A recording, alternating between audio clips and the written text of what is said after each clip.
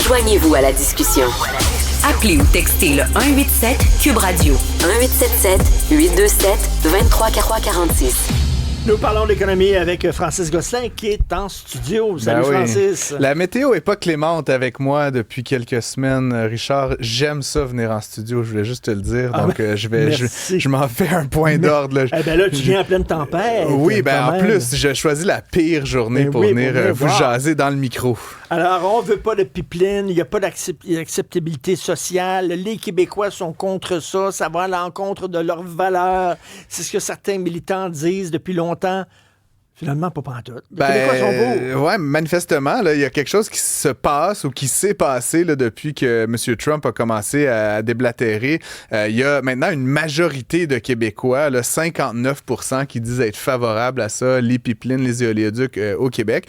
C'est quand même un peu paradoxal que, alors que clairement l'opinion est en train de se diriger vers ça, on voit Québec solidaire qui dépose une motion pour dire que le Québec réitère qu'on est toujours contre ça. Évidemment, c'est une posture totalement idéologique, là, on le sait, et clairement qui se distingue nettement là, de la direction dans laquelle la population évolue. D'autres là, experts disent que, bon, à l'époque, on n'avait pas fait ces projets-là parce qu'il n'y avait pas de marché, blablabla. J'ai de la misère à croire à ça. T'sais, le marché, l'histoire ne leur a pas donné raison. Là. Le marché s'est maintenu depuis 10 ans.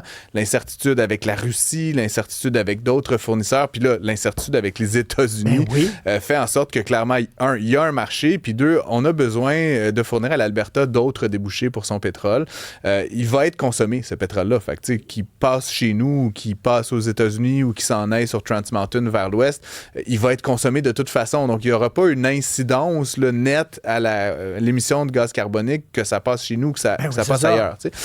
Puis la situation actuelle, c'est qu'en plus, au Québec, le gaz qu'on consomme, qu'on brûle, il part de l'Alberta, il va aux États-Unis, puis il revient chez nous. Ce qui est un peu, pour moi, fâchant, puis même dans une perspective, j'aurais envie de dire, là, de souveraineté, là, pas on prend ça comme on veut, mais d'être à ce point dépendant là, d'une frontière qui, clairement, est de moins en moins fiable. Sous prétexte que nous autres, on va être propres. On va avoir les mains propres et être verts. C'est ça. Fait que, écoute, je pense que, je sais pas si ça va durer. Mais là, ça a l'air que M. Legault, à Washington, M. Legault aurait discuté de pipeline avec Mme Smith, Danielle Smith.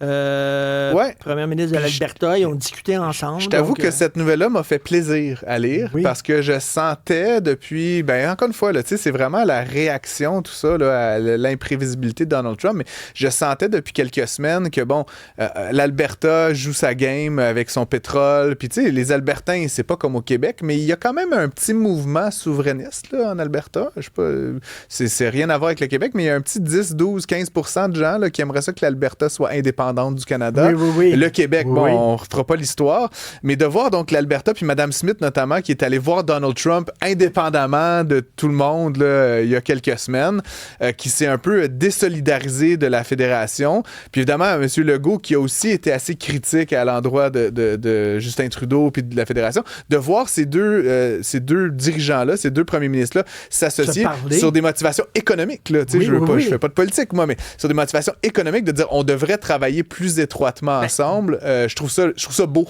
OK, mais Francis, ce qu'on fait, là, on fait un survol. Là. On a envoyé finalement des soldats et des drones à la frontière pour la consolider. L'achat local est populaire. Tu as vu acheter un billet pour un spectacle québécois, ça a marché au bout de s'augmenter. On est prêt à avoir un pipeline. Merci, M. Trump.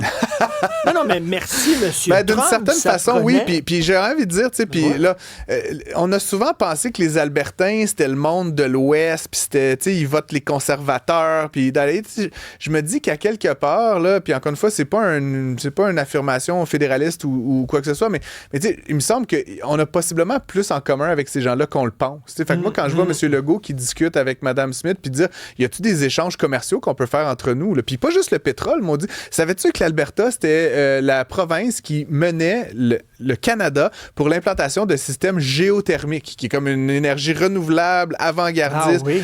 Et pourtant, on associe toujours la province avec le pétrole sale puis les sables bitumineux. Ils utilisent une grande partie de cette richesse-là pour investir dans des technologies de pointe, alors que le Québec, on tire un peu de l'arrière parfois. Fait que je me dis, de rapprocher l'Alberta et le Québec, on aurait beaucoup à gagner en termes de... C'est Pierre Plamondon qui dit il faut aller chercher, il faut découvrir, ouvrir des nouveaux marchés en Europe, faire on affaire pourrait avec l'Allemagne, aussi, faire affaire avec l'Italie. Edmonton puis Calgary. C'est pas pire, là, aussi, là, c'est moins loin. Et je terminerai là-dessus pour cette relation-là, mais tu sais, là, il y a aussi peut-être quelque chose à apprendre. L'Alberta, bon, qui bénéficie évidemment du prix élevé du pétrole, mais c'est une province canadienne dans laquelle il y a presque plus d'impôts, il y a presque plus de taxes à la consommation. L'État, tu sais, est presque plus endetté. Je me dis, il y a peut-être des petits apprentissages de gestion budgétaire à faire pour nos élus québécois, de se comparer. Arrêter de se comparer à l'Ontario, qui a comme une structure puis une forme d'irresponsabilité budgétaire similaire, se comparer davantage à l'Alberta. Si on faisait plus comme eux puis moins comme Doug Ford, on serait peut-être dans une meilleure posture. Écoute, on dit que le chiffre d'affaires de la SAQ baisse, est en chute, mais celui de la SQDC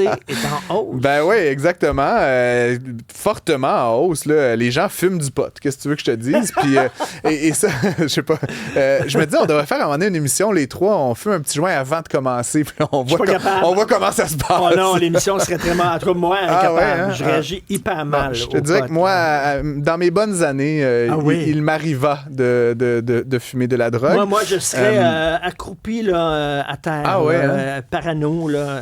Mais il faudrait avoir un conseiller qui vienne en studio puis qui nous fasse déguster différentes arômes. En fait, c'est peut-être ça qu'il faudrait tester. C'est ça qui est con. À la SQDC, les vendeurs n'ont pas le droit de conseiller les consommateurs, alors que Christy, il me semble, il devrait le faire. Je fais des blagues. Bref, ceci dit, une augmentation de 22%. Puis tu sais, on s'entend, là, la SQDC sont plus en démarrage. C'est une entreprise qui est maintenant stable, société d'État maintenant stable. Ils augmentent quand même de 22% leurs ventes. C'est extraordinaire. Puis tu le dis, je trouve ça intéressant qu'on consomme moins d'alcool, on fume plus de drogue. Là. Je dis pas qu'il y a une corrélation entre les deux, mais manifestement, il y a plus d'appétit pour ce type de produit. Et François Legault, on le sait, a tout le temps été très mal à l'aise. Ouais. Il tripait pas sur la légalisation du pot. C'était pas dans ses valeurs à lui. D'ailleurs, on est la seule province où c'est 21 ans plutôt que 18 ans.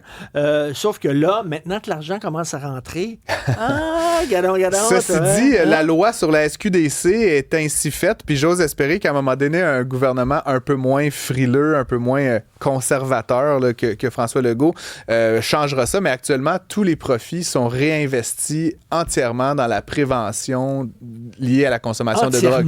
Entièrement, c'est la loi. Donc, contrairement à la SAC, que ça s'en va dans la ligne du haut, puis qu'on fait de l'éducation, puis des routes dans le fonds consolidé. Dans le cas de la SQDC, il y a, la loi québécoise nous interdit d'utiliser cet argent-là. Écoute, c'est pas rien, c'est quelque chose comme 40 millions de dollars de bénéfices qu'ils ont fait. Donc, c'est mais pourquoi on se passe de cet argent-là? J'aurais envie de dire que c'est comme si ça partait en fumée.